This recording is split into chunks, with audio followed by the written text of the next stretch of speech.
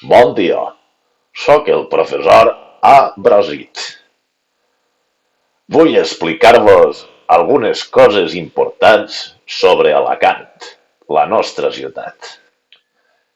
En Alacant estem molt cansats que mos gasteu sempre com a ase d'escalps, que vos dediqueu a tallar-mos el tratge i a estralejar de moratros.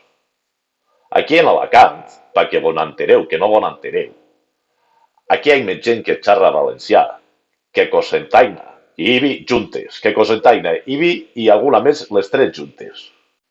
Escoltar el valencià, entendre el valencià i la més important, no demaneu perdó per parlar en valencià.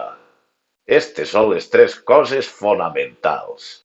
I la quarta és que quan vos veniu aquí sempre xerreu en castellà. Tall de cabrons.